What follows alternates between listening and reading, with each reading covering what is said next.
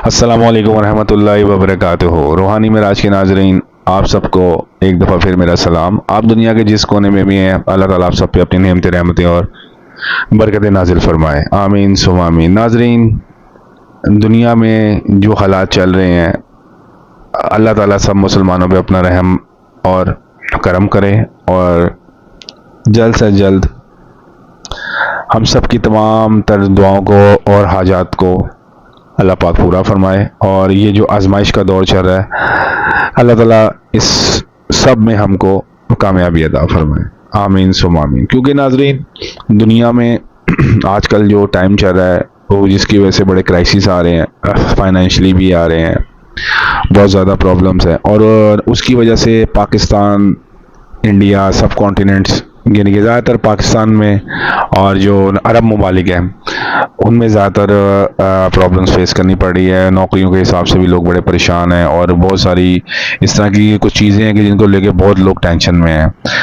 तो मुझे कई मैसेज वगैरह आए हैं, मेरे व्हाट्सएप के ऊपर भी आते हैं और मुझे जो है ना, लोगों ने मुझसे बहुत सवाल किए हैं कि हमारी नौकरी का बड़ा मसला हुआ है, हमें डर है कि हमारी नौकरी ना चली जाए, हमारी नौकरी ना ख़त्म हो जाए। कुछ तो कहते हैं जी हमारी कंपनी बंद होने के दौराहे पे है। कुछ लोग ये कहते हैं जी जो हमारे सीनियर है वो हमें चाहते हैं कि हम यहाँ से निकल जाएं, वो अपनी कंपनी का, यानी कि कंपनी के अपने ना ओवरहेड वगैरह ना कम करना चाहते हैं कि जो 2 बंदों का काम है वो एक ही बंदा कर ले।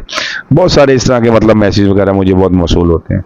तो आज ना उन्हीं मसाइल का हल मैंने सोचा कि मैं एक वीडियो बना दूं, बनिस्बत ये कि मैं हर एक को पर्सनल मैसेज करूं और एक एक को बताना पॉसिबल नहीं, क्योंकि बहुत ज़्यादा मैसेज वगैरह आते हैं।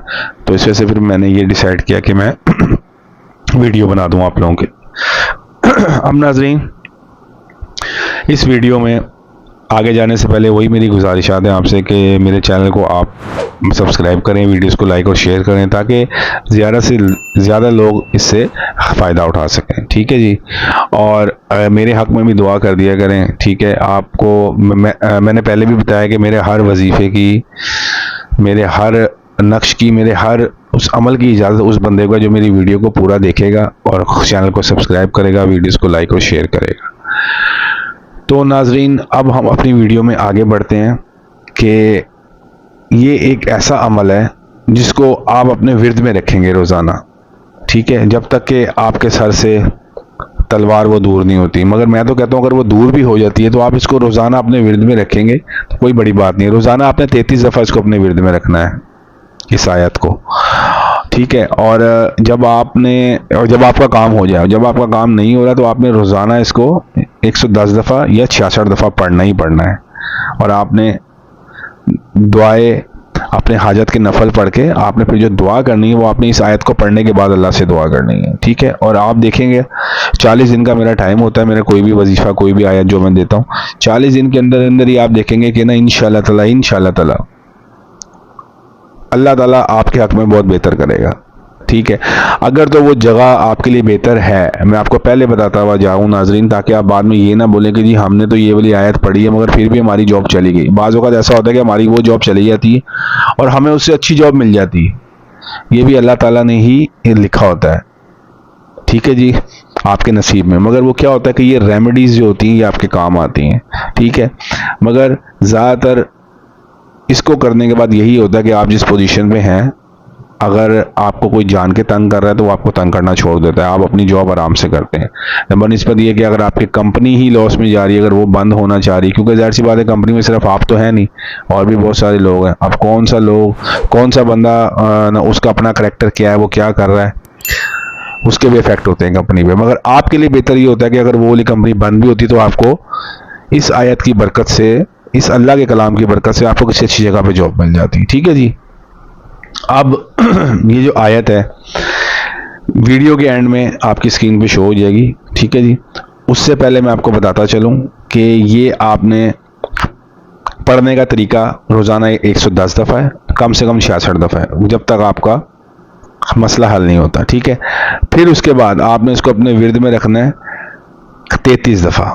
ठीक है। ये जनाब उस सूरतुल बकरा की आयत नंबर 106 से 107। ठीक है। 106 और 107 है, पारा नंबर 1 में है, रुकू नंबर 13 में आपको मिल जाएगी, ठीक है जी।